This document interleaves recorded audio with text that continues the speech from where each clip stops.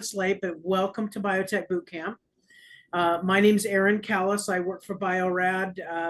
I'm the account manager for most of the United States. And my primary job is to help schools and teachers build programs. So that's my forte. I love doing it. I've helped a lot of schools do it. So we've been putting on some of these biotech boot camps and webinars for a couple of years now, and they've been pretty helpful. And the whole intent is to bring in people that have done it, been there before, and can offer some advice. And I'm here. I love to help teachers and talk about, visioning and ways to make your wildest biotech dreams come true. So please reach out to me, and we're going to have some time at the end of this for Q&A. So anyways, Jamie is one of our fellows. He's also been a biotech guru for a long time now. I don't even know how many years. He can tell you. But he's our go-to with a lot of mentorship with new to biotech teachers. And so you'll interface with him and some of our other fellows if you become part of our biotech family here at Bio-Rad. And we don't say that lightly because we do consider everybody part of the fold. But Jamie, I'm going to go ahead and give it to you to go ahead and do your thing, my friend. Okay. Thanks, Aaron. I'm going to go ahead and advance this so that everybody in here can do me one major favor, and that is to please copy down my email address down there in the bottom. Okay.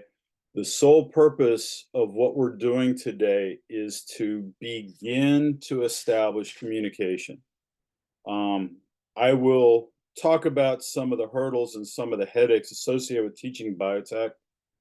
The one thing that tends to give the most peace of mind is having someone that you can reach out to. And if you will write down that email address, and I will throw it down again at the end of this slide deck. But I really want you to feel free, regardless of the question, just shoot me an email, ask. We will figure out answers. If I don't know it immediately, we will find it for you. Just a little bit about myself. I've been teaching for 36 years. The last 20 have been at Loveland High School, and teaching biotech for the last 18 years. I do a lot of work with Ohio Life Sciences. I am a teacher leader for Grow Next Gen, and my hobbies include fly fishing and disc golf. You can see my retired discs back here.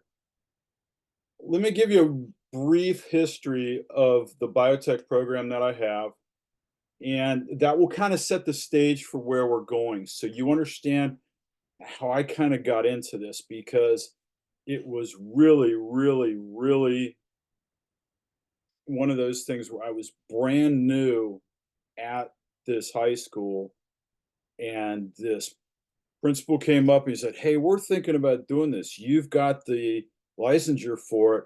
Are you interested?" Well, I didn't have a hook in the school, and I really, really liked the school. It was less than 2 miles from where I lived, but yet I wasn't in the district. I mean, it was just perfect. So I'm like, yeah, I'll do it. And 19 years go by, and I'm still loving every day in the classroom with this. It was developed in conjunction with a number of organizations. First was BioOhio, which is now Ohio Life Sciences, the state bioscience accelerator. The goal is to bring bioscience industry into the state to help the economy out. The Ohio Department of Education was involved. The Ohio Board of Regents was involved. Cincinnati Tech Prep Consortium was the I guess the organizer, if you will. University of Cincinnati State was also involved. The initial funding for all the research we did came from the Third Frontier Initiative, started by an Ohio governor with the last name of Taft. The whole goal of the Third Frontier funding was to save the state's economy that was really starting to crumble because so many manufacturing jobs were leaving. Funding after the program had been developed came from grants provided by Ohio Department of Education, Ohio Board of Regents, and Perkins federal funding. So a little bit about the shape of the program. 2 junior year classes, 2 senior year classes. I teach them back to back. So I have my juniors first and second period, my seniors sixth and seventh period. I kind of bookend my day. And in the middle, sometimes I catch some biology classes, sometimes I catch physical science. This year it'll be physical science. When you sign up for my program, you're making a commitment to sign up for all 4 classes because we have to cap it. We get too many kids sign up. The colleges that I'm affiliated with would like me to cap it at 18. The school's like, we can't afford that, so it's capped at 22. It's honors weighted. We are CCP, which means my kids earn 7 college credits from Sinclair Community College. Class 4, or the 4th class in the sequence, is where I have students really focus on the highest end of things, and yet the first class is the easiest stuff. And so you just go through this massive transformation over the 2 years. And it's just 4 classes. Here's where we're going to go today. We're going to talk a little bit about curriculum planning. We're going to talk about labs, activities, and topics that matter. We're going to talk about classroom dynamics that you can run into, resources that I use, and then navigating challenges. And then at the end, I'm really, really hopeful that you'll stick around and ask questions and not just dip out and enjoy your last few days of summer break. Yeah, if I can interject there real fast, Jamie. Yeah. For those of you that have questions, we are going to have a robust Q&A at the end. Just record your questions in the chat just to have a parking lot for things we can reflect back on when we get to the end. And I'll be monitoring that chat as well. Okay, so here we go. With this first thing, I need to premise the whole program. Whatever you're doing, you've got to know your end goal. Now, sometimes that's already going to be given to you by your administration, and don't mess with that. But by knowing your end goal, you can set the stage for how you're going to teach, what you're going to teach. And you weave all these things together to make sure that the end goal is achieved. Again, know your end goal. The biotech programs are going to come in all shapes and sizes. The first couple years, the school district was like, I don't know if this was such a hot idea. We really struggled to get kids to come in. And the first few classes that I had, those kids were coming in only because they had me for biology and they wanted to take it again. I kind of talked it up, that sort of thing. The difference between one program and another is going to be that end goal.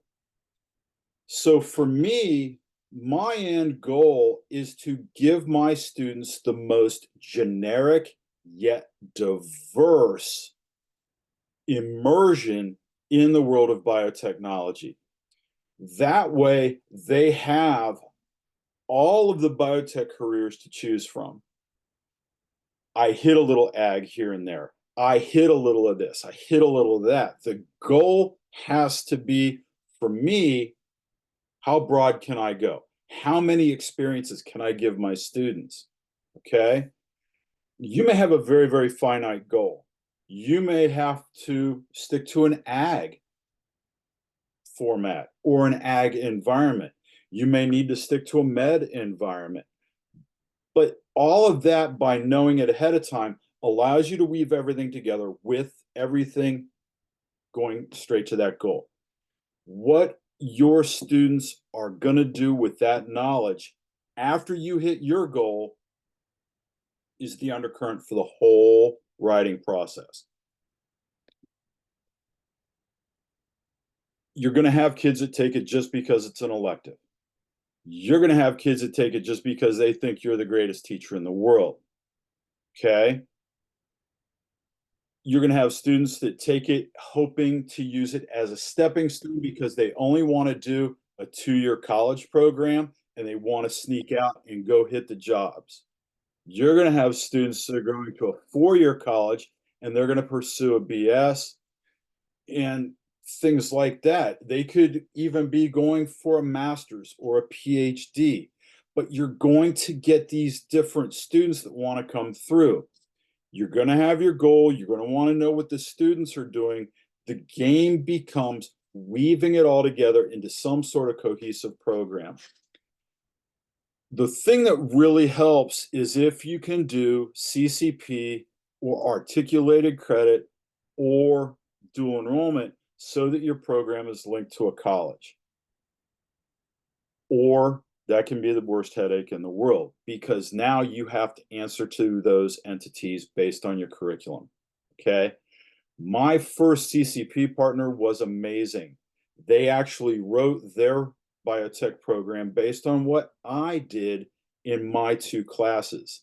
They made those classes, the first 2 classes in the program, boom, there are my credits.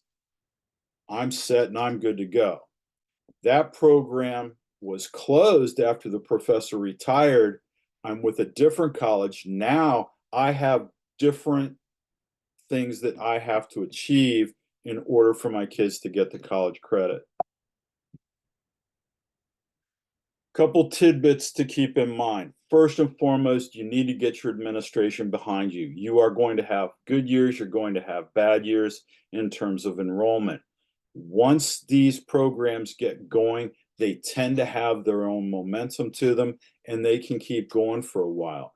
If your administration is behind you, a bad year where maybe a teacher got miffed and is like, well, they're doing too much stuff. I don't want to support them and they're not sending the kids your way. You can weather that storm.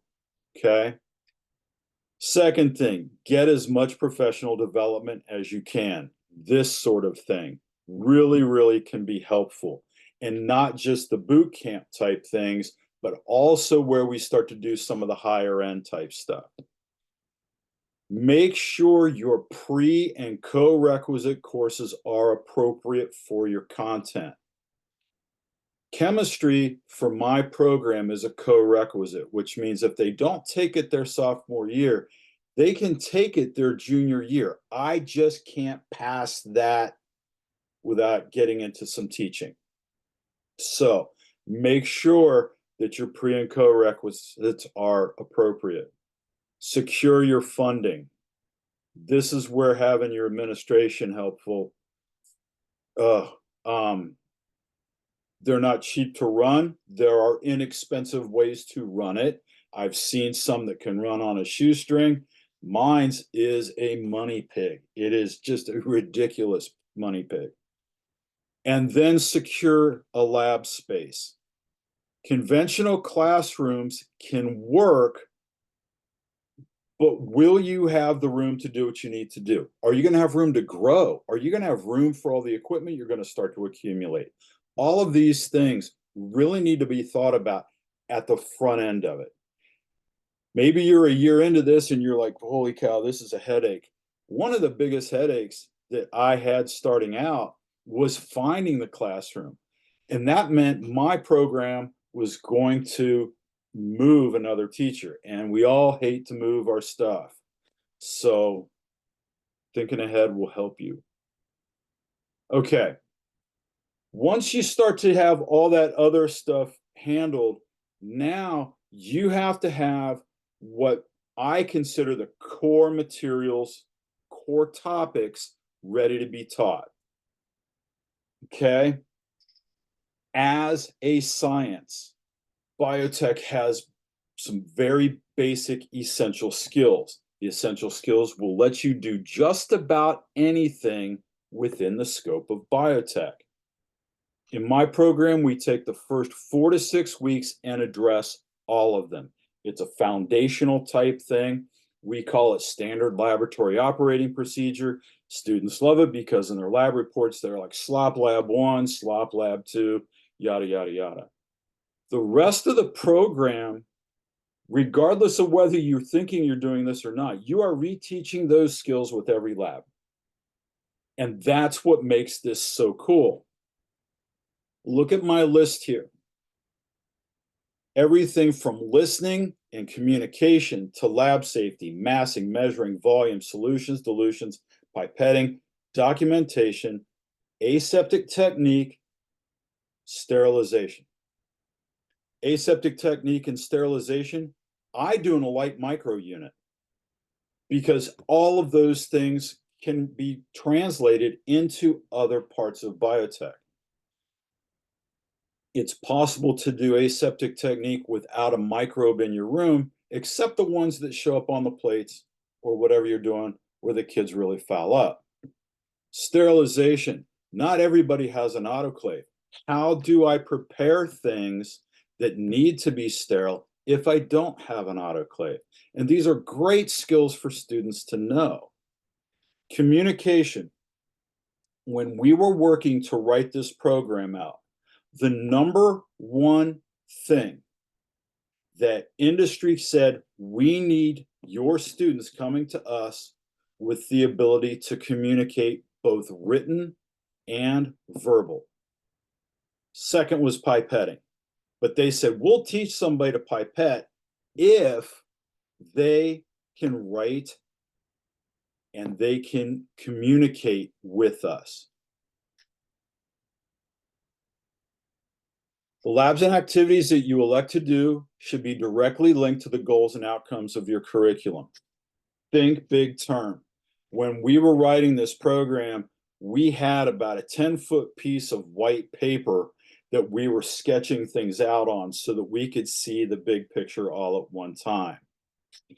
If you have any affiliation with a college or university, you must be certain to cover only what you're allowed to cover.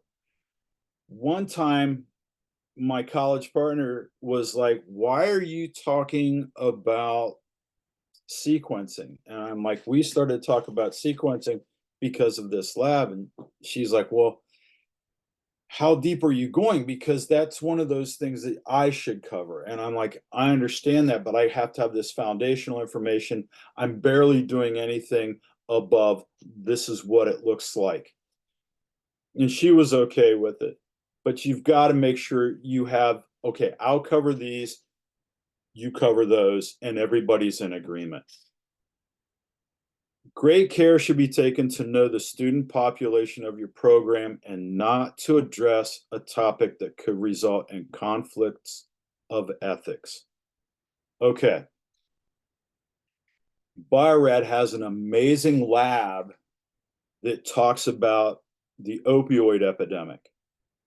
I would not touch that topic with a 10-foot pole in my district.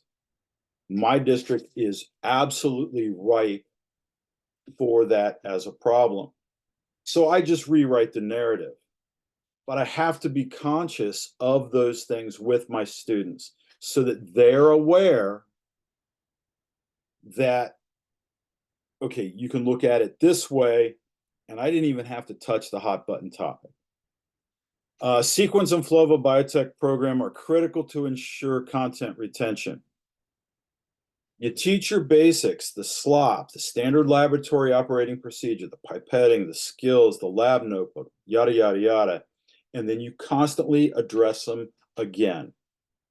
Never assume that your teachers prior to you have covered certain things. Now, if you're really in a smaller school and you're the only one that teaches bio and you know you covered the structure of DNA and all the enzymes that come together to help replicate it, you're a lot better off than somebody that has 4 different or 5 different biology teachers feeding into you. So your content must fit the sequence, and you've got to make sure your basics are there. If you do your labs and activities correctly, they will build off the previous lab. So every time you do a lab, you can just spin it up a bit. So if I can get the DNA out of a bacteria, okay, no problem. Can I get a plasmid out? Yeah, I do everything I did the first time, except I add this step, and oh, look, I've got plasmids. Okay, now what I'm going to do is I'm going to try and get it out of a plant cell. All right, that's a little bit different, but you're using all the same techniques. You're just changing things or adding things at the end. And if you do that, all of the skills on that one slide start to simply be reinforced over and over and over again. It's just with a new topic. Classroom dynamics. All right. I got some stories about classroom dynamics that'll probably keep some of you from even trying to join or do a program like this. A biotech classroom or lab is a really, really different space. The amount of collaboration the students will do, the amount of discussion you will have is unlike anything I could have ever prepared myself for. Once you've had these kids for the equivalent of 2 classes back to back for a year, they think either you're deaf or you're okay hearing what it is. And I can't count the number of times that I'm like, oh, whoa, whoa, whoa, whoa, stop, stop, stop. Gray hair, but the ears still work. I don't want to know what happened in that bathtub in that house at that party. Okay. Just keep it to yourselves. But that's constant because the way a collaborative environment works, especially with biotech, the kids get fired up. They relax. They come in, they work. This is my space. Here's my micropipetters. I'm ready to go. And they get so comfortable that they just start to talk and they forget where they are. Make sure that you can navigate your classroom safely. I have a kind of a broken horseshoe. I've got a big table in the back and 2 big tables on the side, but I can shoot out the corners of that horseshoe. And that's a really, really good thing. I had 3 guys working around a Bunsen burner doing some gram stains. And someone grabbed a big old Kim wipe to wipe off a slide after getting it wet and trying to clean it up, which pulled the second Kim wipe in line right into the flame of the Bunsen burner. And that one went into the sink, which pulled the third into the flame. And that one went into the sink, which pulled the fourth. And all of a sudden, there's a lot of really loud whispering. And I know all my teachers that know about that really loud whispering that immediately is like, oh my God, I'm about to lose my job because something really bad is happening.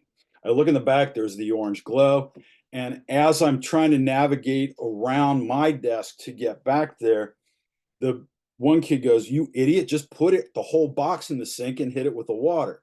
So by the time I got there, fire was out, but it revealed a problem in my lab. And the reason I use this story is really simple. I used to have to go to turn my gas on and off in my room, out of my room to the next room down the hall to the chemistry teacher. And then you have to knock on her door and then you have to say, "I love chemistry," in order for her to unlock it, to only tell her, "Hey, my room is on fire. Please turn my gas off." Well, after this little incident, I have my planning period. I go down and talk to my principal, except I just sat in her office and had my head down until she walked in. She goes, "Oh my God, are you okay?" And I'm like, "No, and here's why." And then over Christmas break, they fixed all the gas. It's amazing how close, when you come really close to burning up the whole school, they will fix something you've been complaining about for years. Also, remember, you've got to navigate your human classroom. You will have all kinds of abilities. You will have all kinds of dreams. And you will get the kids that are really social, and you will get the kids that are just almost so autistic they can't function, but they know that they can do this stuff. And you've got to get them to all play together. Your human classroom is going to be ridiculously important to manage. I can't say anything that's going to prepare you for what's going to happen. Just simply expect the unexpected, because something unexpected is going to happen. I strongly suggest when you are getting started, create the layout of the lab yourself, okay? However, once you've got a year or two under your belt and you're like, okay, this is where the big things need to be in order for this to work, this stuff doesn't matter. Let the students put it where it works for them. Each class is going to be somewhat different, and they like to put stuff where they think it is great. For me, I have to have the tables where they are because of electricity. If you don't have to worry about electricity and things like that, just make it work for you. Each cadre of students is going to have a different social, physical, emotional, and education requirement. And just know that that requirement changes from mine from junior year to senior year. I'll have kids over the summer that'll be like, you know what? I'm hitting the clutch right now and I'm coasting through my senior year. I respect you, but don't expect a whole lot out of me. And okay, I can steer away from you. Be aware of that. Because biotech's program tend to be a bit longer, social interaction tends to be very different from a conventional science class. I've kind of warned you about that. Giving the students partial ownership of the layout and design of the lab can really affect and make sure they're seeing and applying things the way they need. If they get hired and a lab manager's like, look, here's your space, set it up the way you want it, then as they start to do that, things will get easier for them. Know going in that you are going to have activities and labs that fail. My number one problem with labs that fail is finger pointing and a social breaking down of the cadre. My goal is to always turn the failures into learning opportunities. If I have a class that's really, really good, I will see to it that labs fail. I will tweak something. I will make the results come out somewhat askew just so that they are still applying troubleshooting skills. Okay, recommended resources. We're going to do this in 3 regions, areas, subtopics. We've got human, we've got publications, and we've got digital. Now, I'm going to premise everything I'm about to say is that when I put down my human resources and when I put down my publication resources and I put down my major digital resources, there are tons out there. These are the ones that I utilize the most and that I bring in. My recommended human resources start with Bio-Rad, CTSs, and Aaron. They are incredible problem solvers. They are incredible at looking at biotech and being able to get it into just about any environment. And I've got a story that's a little too long for this about how I met my first Bio-Rad people. But I have always had, at some point, somehow, a Bio-Rad person that I can reach out to ever since I started this. There are a group of people such as myself that are Bio-Rad Explorer Fellows. We're regional. Find out who we are. Get our email addresses. Get our phone numbers. Okay? Join or create a community of learners. Okay? If you guys want to, you can establish everybody that's sitting in this group right now as a community of learners. You can begin to use this as a cadre, and either through emails or you can set up some sort of a Google Classroom that everybody would have access to, this, that, or the other. A community of learners where everybody's in the same boat that you are can be ridiculously helpful. College partners and professors are invaluable. College professors, especially 2-year college professors, have been in your shoes. and they're so willing to help dig you out. You've got a project that you're working on, and you really need a culture of staph pyogenes, and nobody's going to let you order that as a high school teacher. And your kid doesn't have strep, so you can't swab their throat and steal it.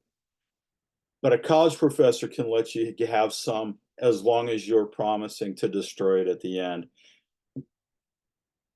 Biotech accelerator organizations or biotech support organizations can be invaluable. In Ohio, it is called Ohio Life Sciences. I know there are places like Georgia Bio.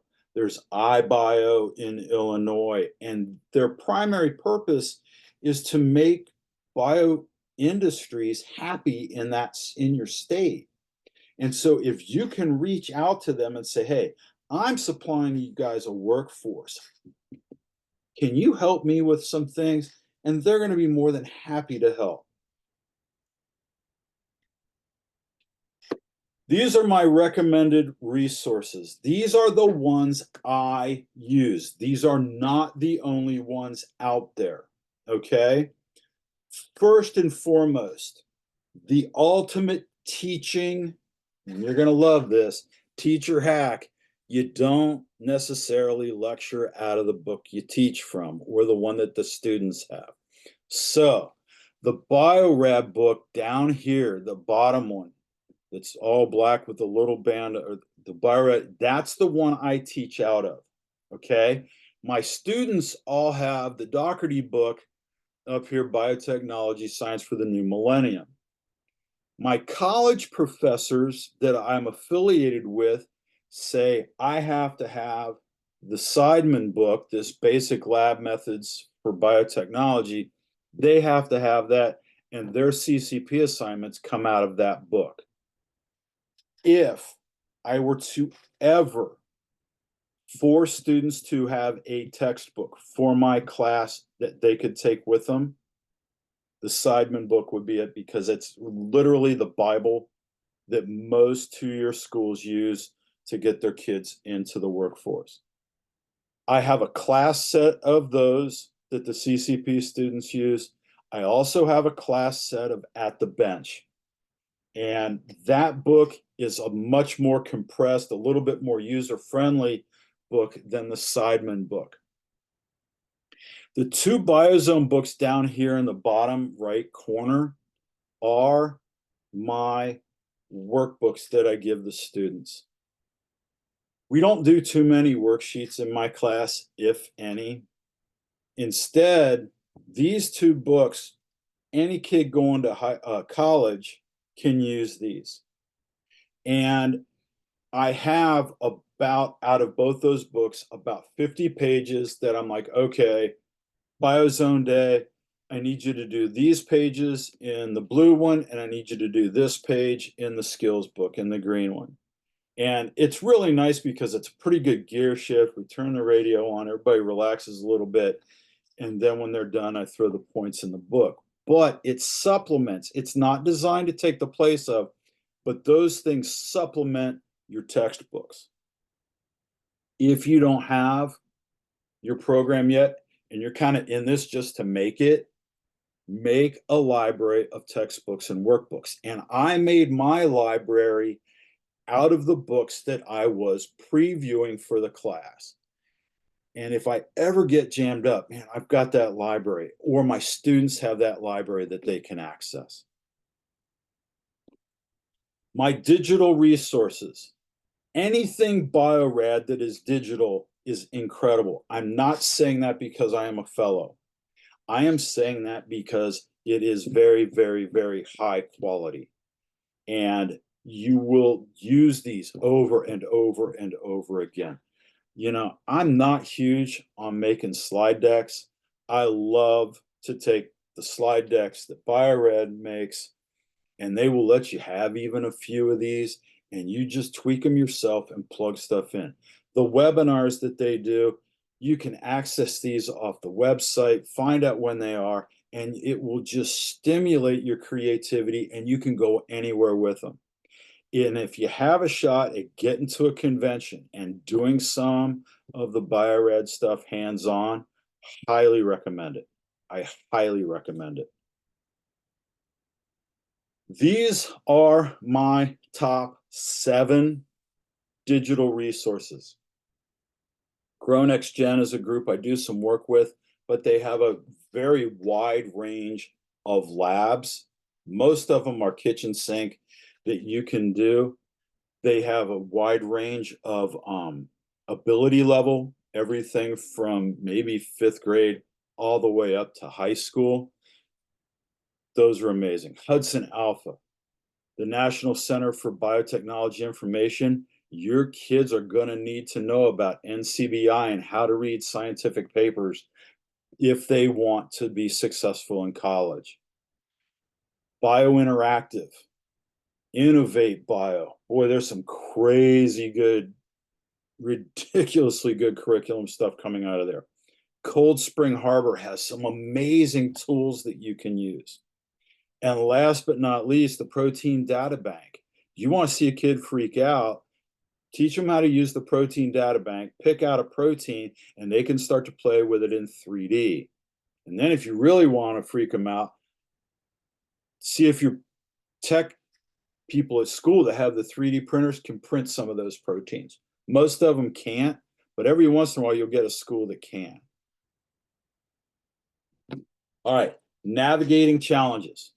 Here's where we're going to start to wind this down, and then we're going to start to kind of come back in, and we'll come back for our question and answer time. I do not believe that there is a classroom program that will consistently present the instructor with more challenges. I cannot tell you the number of times that I have just been absolutely confronted with something that I cannot figure out. And that's when I hit my resources. A community of learners, friends that may teach this. One of my closest friends has a mirror program to mine up in Columbus. This is her last year, and I'm really kind of angry because I thought maybe we could go out together, but she's ready to go and I'm not. We text each other at least twice a week with questions that we've got, problems that we have. Sometimes it's just to rib each other on our results that we're getting because mine are always better than hers, but she thinks hers are better than mine. The key to surviving as a biotech teacher is feeling as if you can reach out literally at any time for help. And that is your safety net. Like I said, you can take everybody that's visiting right now and watching me. We can create a community of learners. And you guys, you want me to just kind of be involved on the side, I can do that. But you want that support. And then this is the key. I have no less than 10 people in my phone that I know I can reach out at literally any time if something goes sideways. And this is my hot list. I've got a former administrator.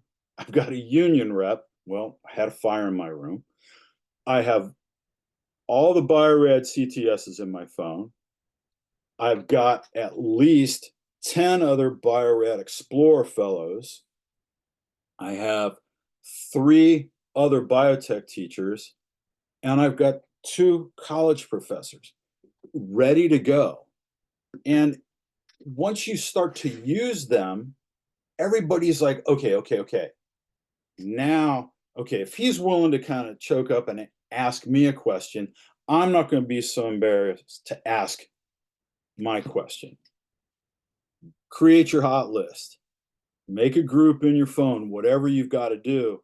This is really important. I'm going out on a limb with this one because I know that this is a hot button topic. But AI is here to stay. We can fight it or we can try and get ahead of it. And I have elected to try and get ahead of it. I tend to use AI in my teaching more than my students do. The problem is, and I wanted to have for you guys a list of these things that I use, and I still can't get on my school computer yet because of some glitch down at the building. They are out there. There are ones that will help you on levels that you cannot imagine. If you will embrace it as a tool and you will find ways to employ it, then you can use the AI as a tool with your students, and then they will use it as a tool, not a crutch. That is the last thing we want. Oh man, last year I had these kids trying to do in my biology class, and they were turning all this stuff in, and the AI flags are going off on my computer like this person's just cheating. And I'm like, you've got to write it yourself. You can get ideas. You can have it even help you search for things, but make sure you're thinking. AI is not designed, we don't want it to be designed to replace thinking for you. And that's the premise I go with it all the time. I believe that AI is going to continue to be a bigger and bigger challenge for teachers. I have just elected to jump in early and to be as savvy with it and teaching my own students at home, or my own children at home, as well as my students at school. I want to take a minute. I want to talk about personal care. Okay. This type of a class, this type of a program can be really, really taxing. From the very beginning, you need to learn to take time for yourself. You have to learn to push back and away from all that work and just chill. It is really important to build barriers and boundaries that will allow you to stay focused when you're at school, but also to be able to focus on things at home, so that it is absolutely okay to be a parent when you're at home, and 100% of the time to be a spouse or to just be a friend. This is critical, especially with this mental health crisis that's really starting to rear its head with children. I know for a fact that my son and daughter, I'm a divorced dad, will come to my house just because they know I will listen. And so when they walk in the door, it doesn't matter what's going on. I'm their dad, and I'm not going to be the biotech teacher then. I leave the biotech teacher stuff at school. So you have to do that. You know, I've got my hobbies, and I always talk about the hobbies when I'm introducing myself, because some people are really, really afraid to take a step back.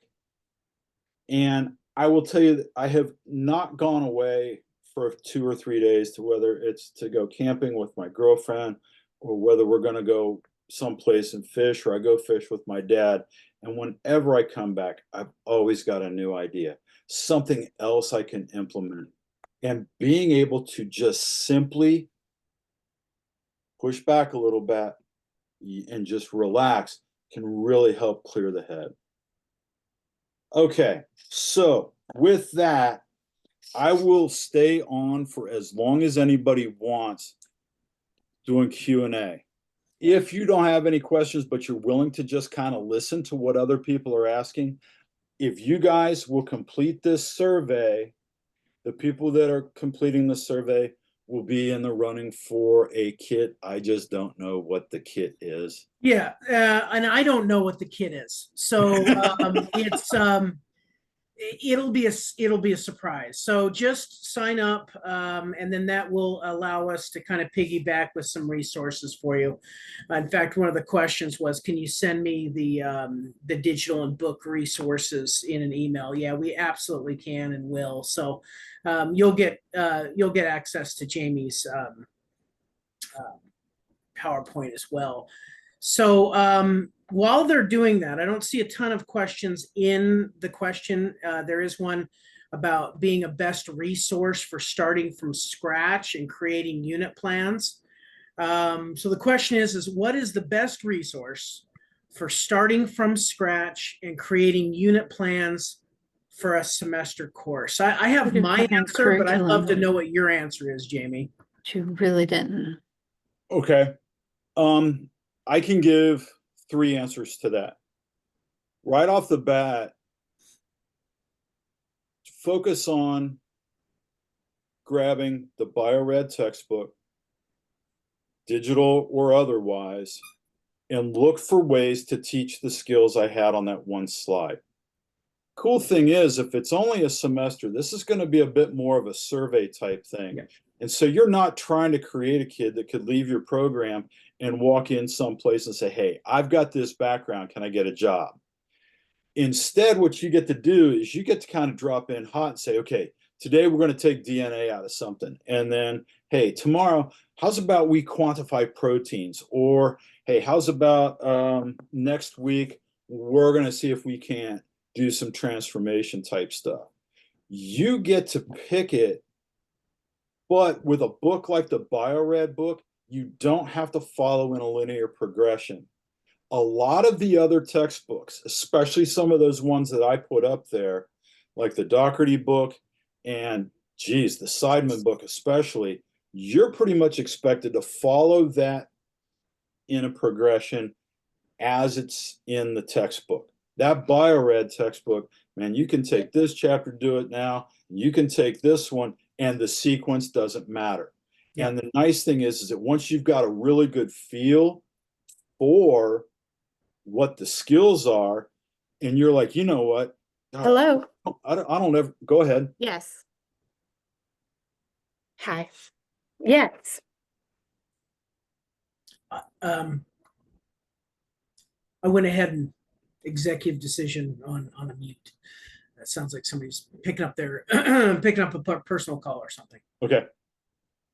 Yeah, well, Jamie, I just want to kind of add, because that was my answer. It really, you need to see what it looks like, right? The best way to do it is just to pick up a textbook and just look at how it's organized. And I started my program off of the first edition of this textbook, and it's like a cookbook, right? You don't even have to do things chapters in order. You can switch and you can do things around to make more of an industry workflow out of some of them. And that's really, I think, where I'm a big help, and the other CTSs is that, like, I can see what you're trying to do, and where Jamie says, hey, dream big, get an idea and backwards design this sucker so that you can at least get close to what your goal might be. You're going to hit barriers along the way for sure, but really, we're none of us are big pushy salespeople. We really are just old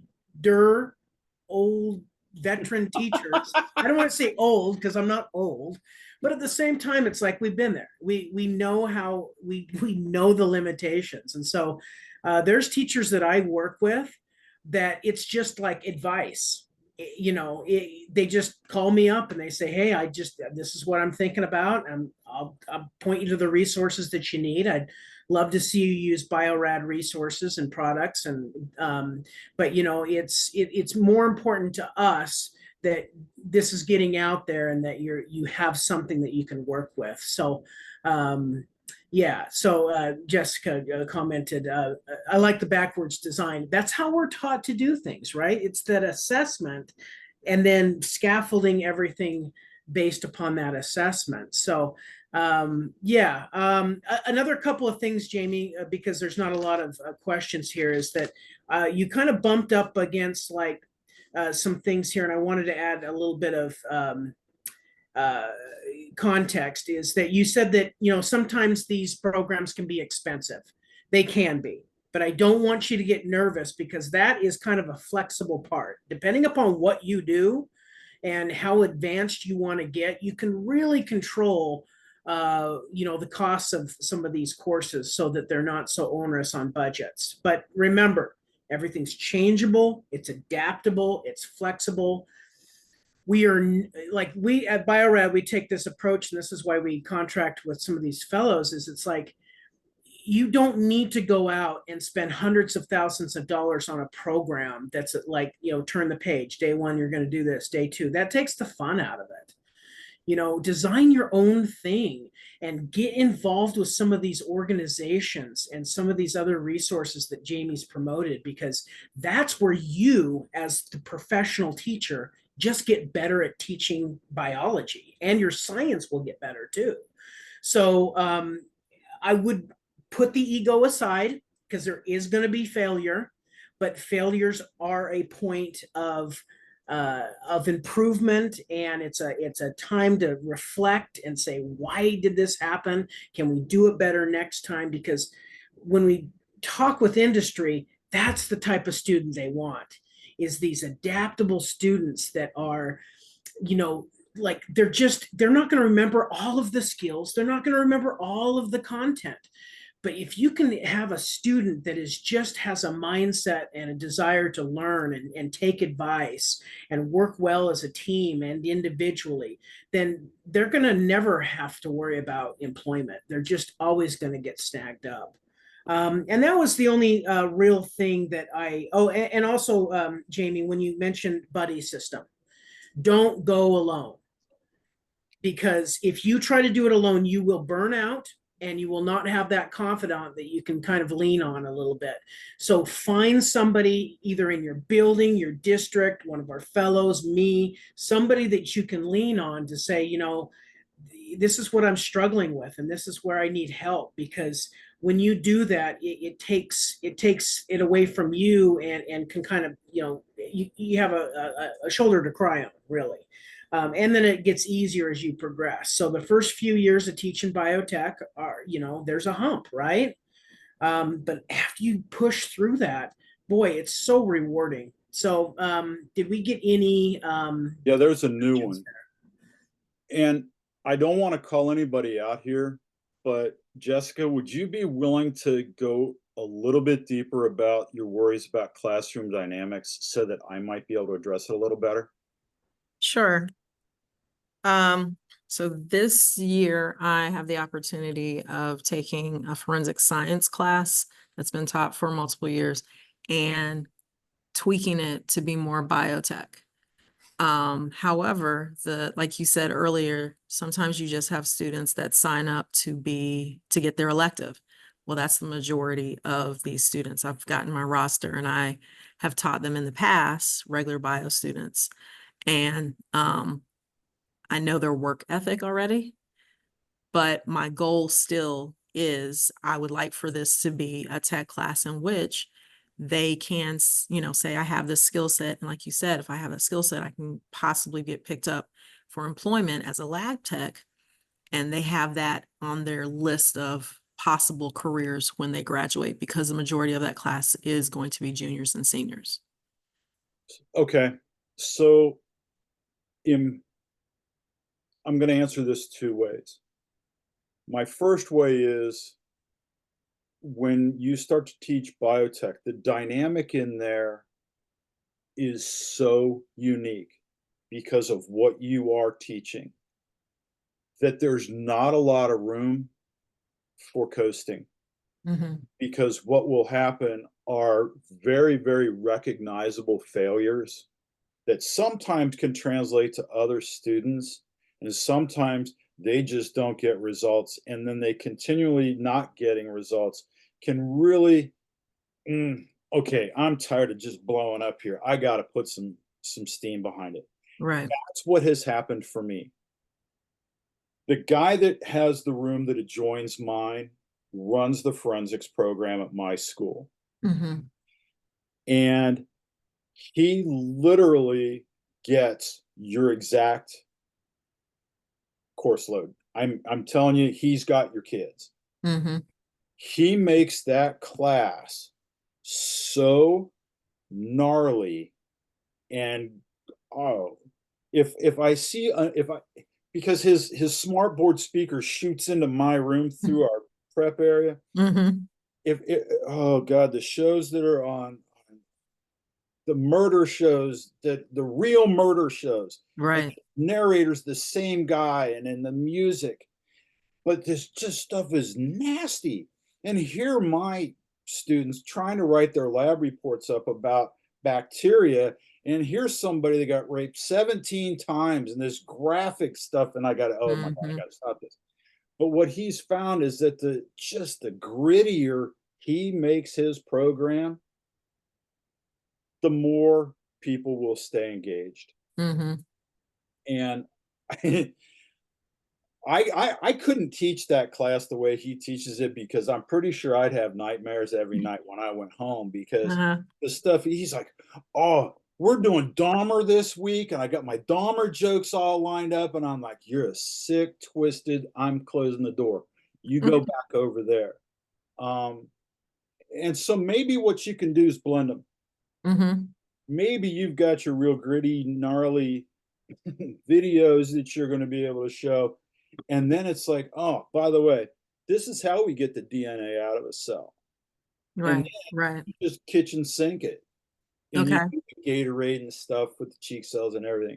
Mm-hmm. And you just do it that way, but blend it. And I'm willing to bet that as soon as you really start to do this, you'll have them. Okay. You'll have them. Okay. And then if Yeah. you need to go deeper, you've got my email. I'll try and figure something out. Yeah, hey, Appreciate Jessica, and I may have a couple of forensics teachers that I know that I could put you in touch with that have really leaned heavy into biotech, but sort of Okay. along the lines of what Jamie has said, keep them busy, Mm-hmm. keep them engaged, but also kind of thread it together so that it just kind of keeps their engagement. But you're not alone with feeling like sometimes, I don't want to use the word dumping ground, but sometimes these biotech courses sometimes are looked at as like, okay, well, we'll just put everybody in there, Right, right. and it's a little inappropriate. And so Mhm. I would also encourage you to reach out to your scheduler, whomever is placing students, and just have that conversation about expectations and Mhm. say, this is the type of student that's going to do well in this course. I don't know if that's going to help, but at Yeah. least that they're aware of some of these standards that you have. Um, and it Well, all they've, comes they've down to tried to flip it on me, Aaron. They've yeah. tried to flip it on me and have basically forewarned me because, I teach AP Bio and I teach Yeah. honors bio, Okay. and they've asked me to, well, you can't do that class that way. Okay. Let me put you in touch with a few teachers that have had similar struggles, and like we said, buddy system, don't go it alone. Okay. And it's good to get a look at what other people are doing. So that's just email me or email Jamie. It'll get back, but I've got a few teachers in mind that I can get you to. So I appreciate that. yeah, you bet, not a problem. Thank you. Any other questions? I know we're at 1 o'clock now, so we're an hour in. If you'd like to stick around, you can. We'll be around for another 10 or 15 minutes if need be, but we don't want to, take too much more of your time. But thanks again for coming.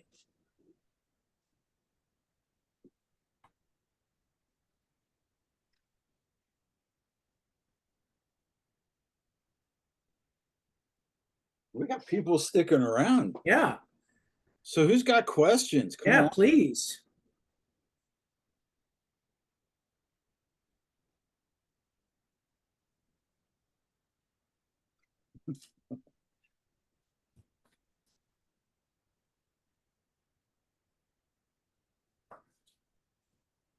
Thank you, Elizabeth. Thank you, Deshaun. Thank you, Andrea.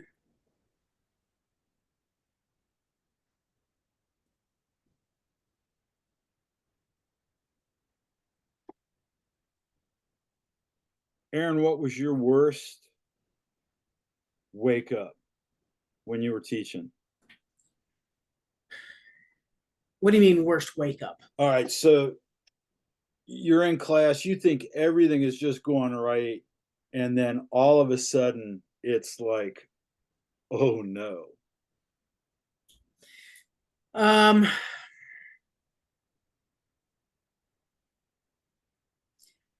Well, I mean, there's been several times when it's been like, oh no. But it depends on what context. There was one time, I think it was even in my general bio class, and I was doing what I call bread and butter activity, something that's just always worked every year. And I get this group of kids that we're going through the content, they're engaged, whatever. And then we start to break into lab groups, and I'm explaining what we're going to be doing. I can't remember the particular lab, but I had one girl raise her hand and she says, when are we ever going to use this? Why is this important? And you get that a lot. But then I just said, well, we're taking some measurements. We're kind of learning how to use some of these apparatus. Well, what happens if we just don't do it? And then, she gets kind of some other people on board. They're like, yeah, we don't want to do this. And so half the class is saying, well, we don't want to do this. So you're just like, yes, you will. That's what we're doing today. And, so that was a moment that kind of sticks out towards like, oh my gosh, if they really want to revolt on you, they could. They outnumber me. So it's interesting. Biotech is the only class I've had where I've never had that asked once, because that's always so built into it. So yeah. Okay, we got a good one here. Yeah, this is Caitlin. Caitlin, if you want to hop on, I mean, we're here. You can voice this too. Sure, I'm at home with my daughter, so it can get a little bit loud. Oh, it's all right. I got fine. construction happening out my window, so you're just fine. Okay. Yeah, so you're currently taking over a class. Yes. I teach intro bio currently and chemistry in the past, struggling to determine what I should do first, what planning looks like. It's a year-long course with 55-minute classes.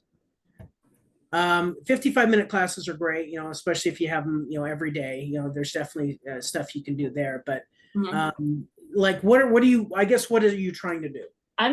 There's a lot of information. I went to school and I got I think we're using the first edition book. Yeah, that's the first one. Mm-hmm. We're using that one, and just the organizational of, I mean, I can do biology in my sleep, which I think we all can. I can do chemistry in my sleep, but just organizing what like a week would look like, what a time period is going to look like, how to set up the labs, how long do the labs take, are these labs that I have to, because I'm teaching 2 other sections. I go from teaching juniors, seniors to freshmen. So I'm just struggling with, I guess, organization, like what to expect. I've never taught biotech. I've never taught this level of a lab-based course before. So my first question is, hold on, Jamie, Okay. is this going to be a full year course out of the gate, or are you going to try to do just a semester and then repeat that semester? A full year course out of the gate. It's already established by the previous teacher. She didn't teach it last year because she didn't want to, so they didn't offer the course, but they want to keep offering it because they like the course, so I got it. Yeah. So it's a year-long course, and it's like I just got this information about 2 weeks ago, so now I'm also like scrambling because school's in 3 weeks. Just like, how do I organize this life? Biotechnology. Hey, Aaron. Yep. Do you still have a copy of that manual that we were working with for that project in Arizona? I may or may not. Okay. I maybe we kind of bailed on that project because it just wasn't turning into what we wanted it to.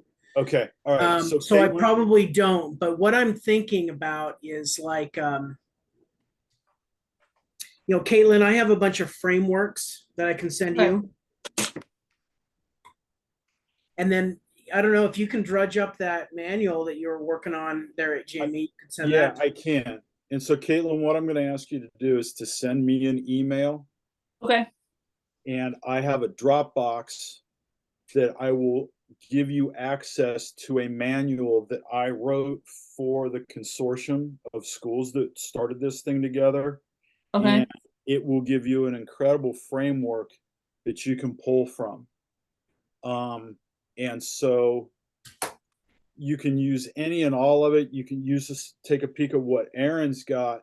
But with that, as soon as I can get that Dropbox account opened up, I will send you the link and pull it down.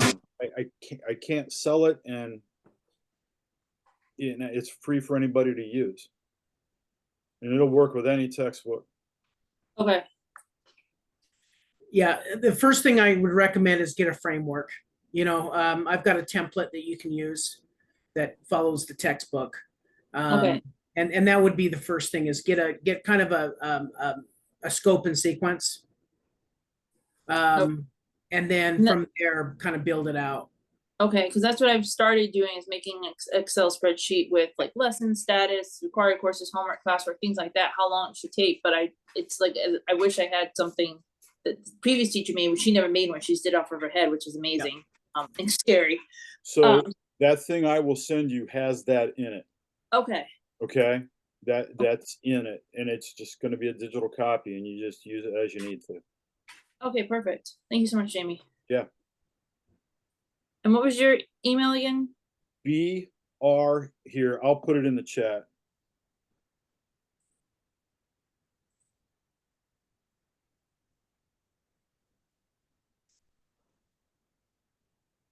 Okay, I did spell it wrong. But anyways, Caitlin, because I taught and developed a course based upon the first edition, which actually was several years before that, because my mentor was Kirk Brown, and so he shared a lot of his resources with me.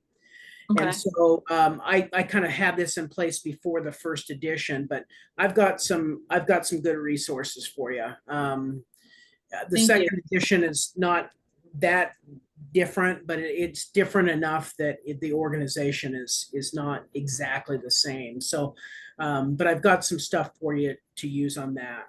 Yeah. So can you send me an email though? I put my email in the chat. Just send me a line, and then that way I can kind of piggyback and get you what you need. But yeah, we got you. Thank you very much. I've been almost in tears over this because it's a fun course, but I'm like, I don't want to screw it up. Yeah, but don't be afraid to screw up. Yeah. Yeah. It's going to happen. And and let the kids help you solve what went wrong. That's the game. Once you turn it into a problem solving course, the sky's the limit. You will not believe where you can go with it.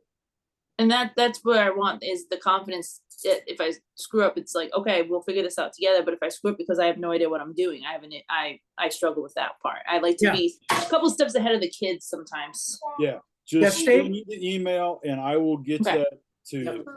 Stay about a week ahead. Week ahead, that way, you can send me questions or Jamie questions and just say, hey, I'm struggling with this. What do you suggest? Absolutely. Believe me, I get teachers that call and email every day with very simple questions, just reassurance, because it's intimidating. Yes. And and this is why I can't emphasize this enough, is that your confidence as an instructor will just continue to grow. And it's like, oh my gosh, like my science got so much better. And so bravo, congrats. Thank you. Good luck. Thank you. But stay in touch. Don't hide. Just reach out. I won't. I really won't. I promise. Cool. Great. Any other questions with our remaining couple of minutes? I know that we've got Monica, and I'm going to butcher that name. Is it Balsubramani?